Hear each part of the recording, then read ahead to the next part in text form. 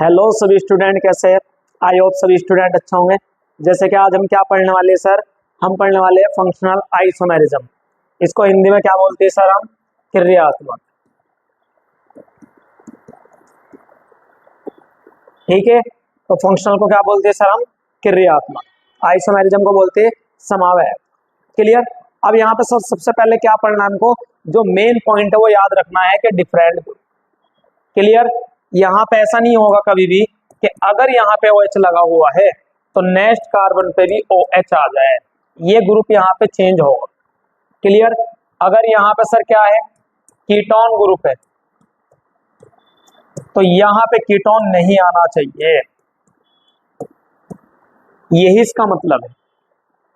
ये जो दिखा रखा है ना डिफरेंट फंक्शनल ग्रुप, इसका मतलब यही है कि फंक्शनल ग्रुप क्या होना चाहिए सर? चेंज होना चाहिए। जैसे यहाँ से अल्कोहल से यहाँ पे कुछ और आना चाहिए। क्लियर। सर ऐसे कौन सा कंपाउंड है?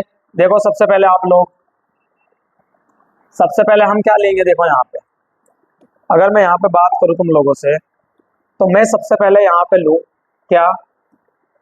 C2 और H6O। देखो ये अगर मैं बनाऊं यहाँ पे तो दो कार्बन है और एक OH, यहाँ पे कितना? CH3 और CH2। तो कितना हाइड्रोजन है? 3 2 5 और 1 6। यहाँ पे कितना? C2 और एक OH। क्लियर। फिर यहाँ पे देखो क्या होगा, जब मैं इसको चेंज करूंगा तो ये हमारा इस तरीके से दिखाई देगा। क्लियर। तो यहाँ पे देखो फंक्शनल ग्रुप, देखो आप लोग यहाँ पे फंक्शनल ग्रुप है कौन सर? एल्कोहल। बट यहाँ पे फंक्शनल ग्रुप कौन है सर? इथर। तो यही मैंने लिखवाया है कि फंक्शनल ग्रुप क्या हो जाएगा सर? चेंज हो जाएगा। एक लाइन में अगर मैं इसको फिर दोबारा से तुमको बताऊं कि फंक्शनल आइसोमेरिज्म क्या होता है, तो सर ऐसा कंपाउंड जिसमें क्या हो जाए? फंक्शनल ग्रुप चेंज हो जाए, फंक्शनल ग्रुप बदल जाए। यहाँ पे अल्कोहल था सर, यहाँ पे इथर हो गया। दूसरा एग्जाम्पल क्या होगा यहाँ पे? अगर मैं एग्जाम्पल देखो यहाँ पे बताऊं दूसरा, तो मैं बोलूं तुम लोगों से C3H6O, और ये वाला किस में बदल गया? ये वाला हमारा किस में बदला सर? एल्कोहल और ईथर। ये वाला देखो यहाँ पे, ये क्या बनेगा? यहाँ पे C3 है ना, तो एक ये ले लो कीटोन भाई, यहाँ पे CH3 और यहाँ पे CH3। फिर इसको किस में चेंज कर दूं मैं? CHO में। तो यहाँ पे CH2 और यहाँ पे CH3। देखो यहाँ पे हाइड्रोजन बिल्कुल सेम, 3 और 3 6, और यहाँ पे 3 और 3 2 और 1 3 6, सेम है। यहाँ पे मॉलिक्यूलर फॉर्मूला तो सेम रहना ही है, ये तो मैंने आइसोमर में ही पढ़ा दिया था कि सर मॉलिक्यूलर फॉर्मूला क्या होगा? सेम। बट क्या है यहाँ पे? Ketone group. कौन सा ग्रुप है सर यहाँ पे? कीटोन। बट सर यहाँ पे कौन सा ग्रुप है? एल्डिहाइड। क्लियर। तो यही चीज तुम लोगों को याद रखनी है। फिर अगर मैं तुम लोगों से यहाँ पे बोलूं तीसरा कंपाउंड कि मान लो C2H4O2, तो इसको कैसे करेंगे हम सर? दो कार्बन है। क्लियर। तो यहाँ पे कितना हाइड्रोजन है? दो, मतलब सॉरी 4। तो 4 को CH3 और इसको मैं क्या दे दूं यहाँ पे? H। फिर यहाँ पे ऑक्सीजन कितने सर? 2। तो मैं ऑक्सीजन को ऐसे लिख सकता हूं, क्योंकि ऑक्सीजन 2 है, तो मैं इसको ऐसे लिख सकता हूं यहाँ पे। सर इसको फिर कैसे चेंज कर सकते हैं हम? देखो ये जहां CH3 है तो मैं इसको ऐसे भी तो लिख सकता हूं, CH3O और H। देखो हो गया चेंज। अब यहाँ पे देखो, यहाँ पे ये कौन है सर? एसिड। कौन है ये? एसिड। भाई CH3COOH है ना ये, इसको ऐसे भी तो लिख सकते हैं तुम लोग। यहाँ से हटाओ, यहाँ पे देखो CH3COOH, कितने कार्बन सर? 2 कार्बन। हाइड्रोजन कितने? 3 और 1 4। ऑक्सीजन कितने सर? 2। ऐसे भी तो लिख सकते हैं। तो एसिड है ये, तो हम इसको क्या बोल देंगे? ये वाला किस में चेंज हुआ हमारा सर? ये हुआ कीटो और एल्डिहाइड में। ये किस में चेंज हो जाएगा सर? एसिड। और एसिड का ही डेरिवेटिव कौन होता है सर? एस्टर। तो ये वाला बन जाएगा हमारा कौन सर? एस्टर। क्लियर मेरे भाई। अगर IUPAC नेम लिखने पे आओगे तो ये कौन बन जाएगा? देखो 2 कार्बन के लिए क्या इस्तेमाल करेंगे? एथ, एन, और 1 पोजीशन पे क्या है सर? ऑल। इसके लिए इस्तेमाल करोगे तो ये कौन बन जाएगा? ये मिथॉक्सी। और ये वर्ल्ड टूट पे चला जाएगा तो क्या नाम हो जाएगा इसका? मिथॉक्सी मैथिन। इसका यूपीएससी नेम क्या लिखोगे तुम? 1 2 3, तो 3 के लिए क्या इस्तेमाल करेंगे? प्रोप, बट 2 पे क्या है सर? ऑन। इसका यूपीएससी नेम देखो, मैंने पढ़ाया था ना तुम आइसोमेरिज्म के अंदर, क्या यूपीएससी नेम चेंज होगा स्ट्रक्चरल आइसोमेरिज्म के अंदर? यहाँ पे क्या नाम हो जाएगा सर? 3 कार्बन है तो प्रोप, एन, और 1 पोजीशन पे क्या है सर? अल।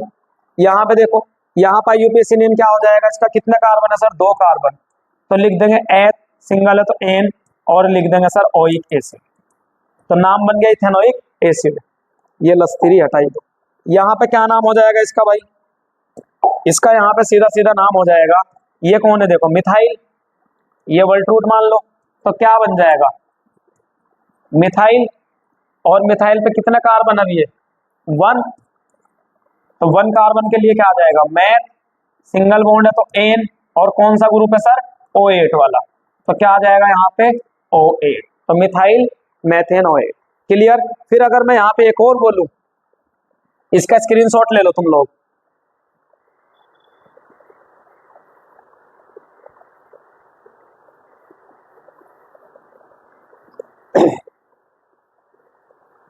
ले लिया स्क्रीनशॉट। अब अगर मैं इसको और देखूं आगे चल के, तो मैं इसको ये भी तो ले सकता हूं, क्वेश्चन नंबर 4 देखो, C4H6। सर ये कैसे बदलेंगे हम? देखो 1 2 3 1 4, कितना हाइड्रोजन है? सबसे पहले यहाँ पे 3, यहाँ पे 2, यहाँ पे 1, तो कितना हो गया? 3 2 5 और 1 6। तो सर हमें पता है यहाँ पे क्या आ जाएगा? देखो ये वाला हाइड्रोजन यहाँ से हट जाएगा। देखो यहाँ पे क्या क्यों हट गया ये? क्योंकि तुम लोगों को भी पता है कि कार्बन ने 4 बॉन्ड बना लिए, 1 2 3 1 4, तो यहाँ पे आएगा। तो यहाँ पे कौन है सर? आइन। क्लियर? इसी को जब चेंज करेंगे हम, तो क्या लिख देंगे हम? देखो carbon double bond, carbon double bond, यहाँ पे CH2, यहाँ पे भी H2, सर यहाँ पे एक H, यहाँ पे एक H। क्लियर? कितना हाइड्रोजन हो गया? 2 और 2 4, 1 5 और 1 6, दोनों क्या है? सेम। कोई भी वजन कार्बन का, हाइड्रोजन का, या कुछ भी यहाँ पे चेंज नहीं, मोलिकुलर फॉर्मूला सेम है। तो इसका नाम लिखेंगे हम, तो कितना आ जाएगा? ब्यूट, और 1 पोजीशन पे क्या है भाई? आइन। इसका नाम लिखेंगे, कितना हो जाएगा सर? देखो जब मल्टीपल बॉन्ड आ जाए, जब मल्टीपल बॉन्ड आ जाए, तो वर्ल्ड रूट के अंदर ए ऐड हो जाता है। तो इसका वर्ल्ड रूट कितने कार्बन का है सर? 4 कार्बन का, तो हम लिख देंगे यहाँ पे ब्यूट की जगह ब्यूटा, और 1 इधर से नंबरिंग कर लो, इधर से 1 2 3, 3 पे आ जाएगा सर डाई ई। क्लियर? यूपीएससी नेम चेंज होना चाहिए। आ रही ना बात समझ में? फिर यहाँ पे और क्वेश्चन अगर तुम करो, यहाँ पे देखो C3H9N, इसको कैसे लिख देंगे हम लोग? देखो NH2, हाइड्रोजन कैसे हो जाएंगे? 3 2 5 और 2 7 और 2 9। फिर इसको चेंज करेंगे हम कैसे?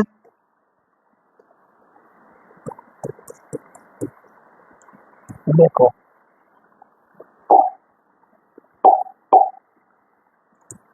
यहाँ पे NH और यहाँ पे CH3, तो यहाँ पे CH3 CH2, शायद एक कार्बन ज्यादा हो गया।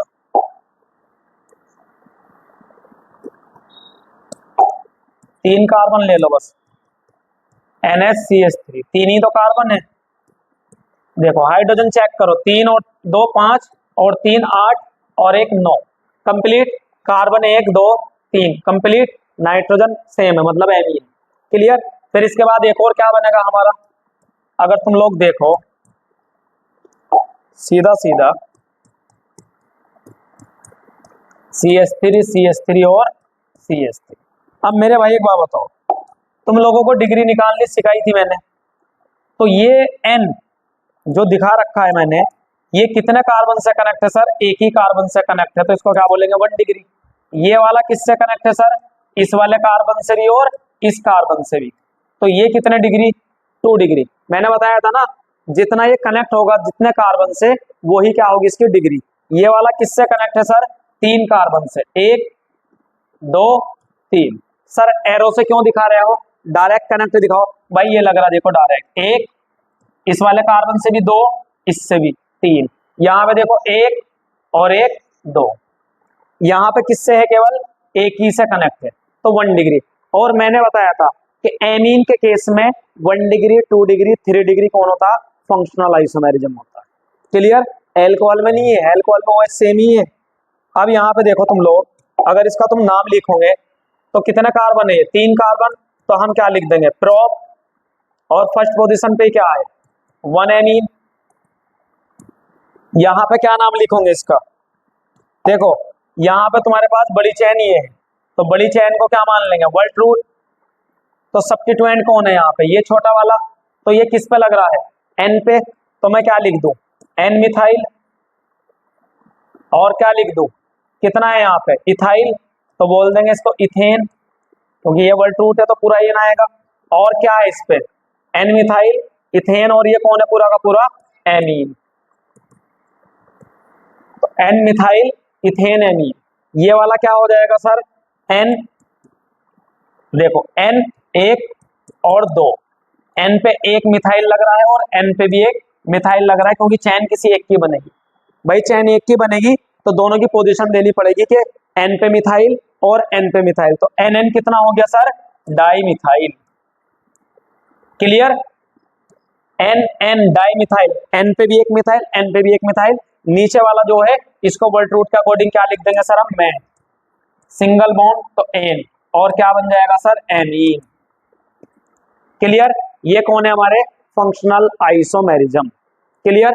स्क्रीनशॉट ले लो इसका भी जल्दी से। फिर अब देखो इसके बाद हम क्या पढ़ते हैं, स्क्रीनशॉट ले लो।